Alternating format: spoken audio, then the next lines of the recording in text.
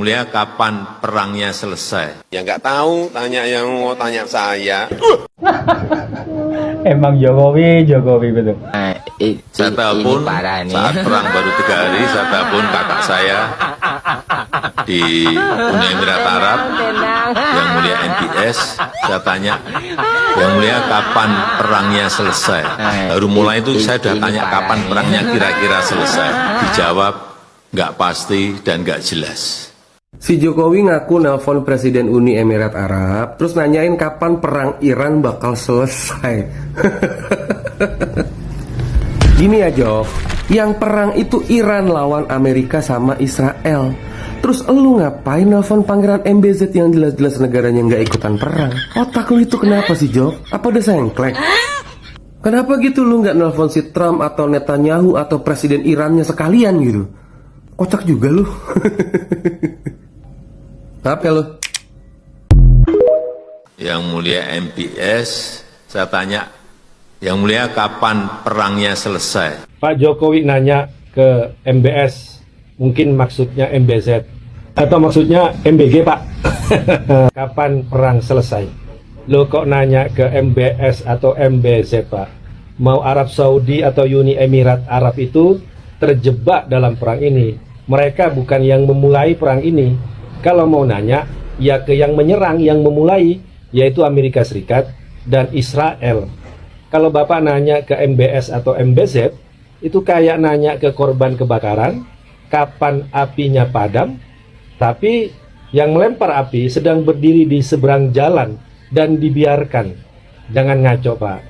Jangan-jangan MBS atau MBZ saking sewotnya ditanya seperti itu, jawabannya kapan Jokowi nunjukin ijazahnya. Oke guys, kali ini aku akan mengulik sedikit tentang pernyataan siapa lagi kalau bukan Pak Joko Widodo, mantan presiden atau presiden ke-7, di mana dia mengatakan 3 hari perang itu berlangsung, saya langsung telepon kakak saya.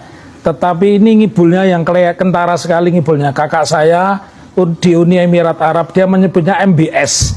Padahal kalau yang dimaksudkan kakak saya itu adalah presiden ketiga Uni Emirat Arab, tentunya itu bukan MBS tapi NBZ, karena namanya adalah Mohammed bin Zayed. Dia adalah raja ketiga di Uni Emirat Arab, dan dia pula yang menyumbang masjid yang selalu diklaim sebagai Masjid Jokowi. Jadi kalau Anda berkunjung ke kota Solo, di dekat terminal, dekat stasiun balapan, itu ada masjid berarsitektur Timur Tengah, itulah Masjid Abu Sayyid ya. Nah, tadi dia telepon, yang sudah viral itu mengatakan, saya telepon kakak saya MBS. Nah ini kan kelihatan ngibul sekali ya.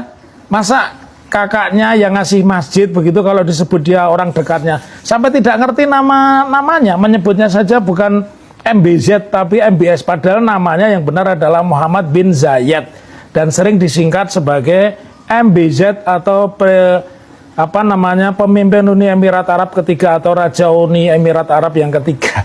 Jadi salam ngibul ya buat kalian penggemar MBS. Kalau mungkin maksudnya kalau MBG sih masih masuk akal ya. Tapi kalau MBS itu nggak ada, mungkin maksudnya adalah MBG ya. MBG makan bergizi geblak. Oke, jadi dia maksudnya mau pamer nelpon MBZ tapi keliru MBS. Orang dia memang tidak punya referensi, jadi ya asal ngaco, dan kita juga tidak tahu bahasanya apa. Yang penting salam akal waras, merdeka.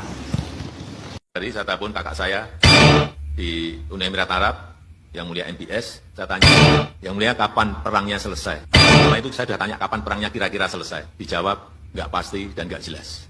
Kemudian saya bertanya, harga minyak ini akan sampai berapa? Dijawab juga nggak pasti dan nggak jelas. Lucu guys, Pak Jokowi bertanya kepada MBS, katanya kakaknya. Terus bertanya mengenai masalah, apa kapan perang selesai? Mana tahu MBS, orang yang perang Amerika sama Iran kok. Ya nggak tahu lah. Ngelantur nih Pak Jokowi ini. Aduh, betul-betul masih mungkin sindrom itu mungkin ya. Kayak masih berkuasa. Dia tanya kapan ini BBM ini Ya nggak ngerti lah. Ya, aneh. Para sahabat, gimana menurut kalian, para sahabat? Baru 3 hari saya telepon kakak saya di Uni Emirat Arab, yang mulia MBS. Saya tanya, yang mulia kapan perangnya selesai? Baru mulai itu saya sudah tanya kapan perangnya kira-kira selesai. Pertanyaan kapan perang selesai ketika Jokowi menelpon Pangeran MBZ, bagi saya itu selevel ngawurnya seperti pernyataan Prabowo nelpon menteri-menterinya dini hari dan bertanya harga telur berapa. Itu sama. Karena pertanyaan soal kapan kira-kira perang selesai kepada Pangeran MBZ dan negara yang sedang terlibat dalam masalah perang, itu bagi saya itu adalah sebuah pertunjukan kualitas pribadi. Jadi kalau kita mau melihat kualitas seseorang, kita harus lihat dari cara dia bertanya dan apa yang dia tanyakan. Kalau nanyanya kapan perang selesai di tengah perang yang seperti sekarang, itu kan level pertanyaan di warung kopi. Iya kan? Kalian kalau ngopi sama teman-teman kan pasti pertanyaannya itu ya, kapan ya kira-kira perang selesai gitu kan. Baru mulai kok udah nanya kapan selesai. Jadi bagi seorang Jokowi yang pernah memimpin Indonesia 10 tahun, 2 periode, seharusnya cara berpikirnya itu jauh lebih detail, jauh lebih bermanfaat untuk masyarakat dan bangsa ini, karena seharusnya berfokus kepada masalah dan solusi yang harusnya beliau pikirkan gitu. Itu Pangeran MBZ juga saya yakin gitu ya, saya curiga dia juga kaget gitu. Ini Jokowi yang mana ini yang nanya? Kok pertanyaannya kayak gini?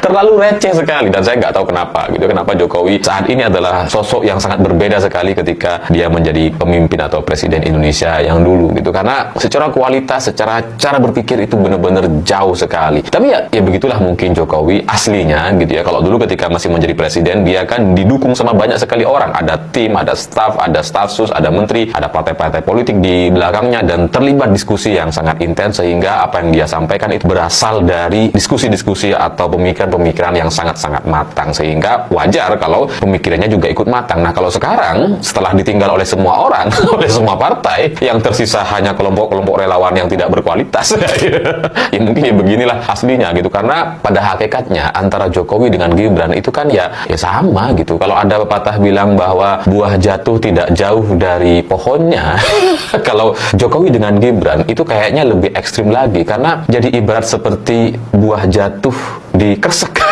Kan kalau pohon itu ya dikasih kresek ya biar jatuh. Jadi bukan cuma nggak jauh dari pohonnya, tapi ya dikresek, masih menggantung. Bener-bener nyantol dan ya plak ketiplak, sehingga kalau kita ngelihat hari ini Gibran banyak yang kosong gitu ya. Kayak bingung gitu ya, kalau nggak dibantu sama stafsus dia nggak bisa jawab dan sebagainya. Ya itulah sosok asli Jokowi pada akhirnya gitu.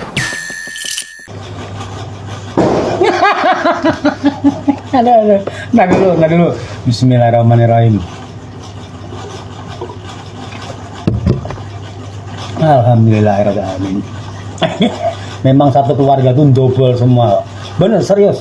Nggak tahu ya apa mereka tuh ditakdirkan tuh double untuk bohong gitu ya.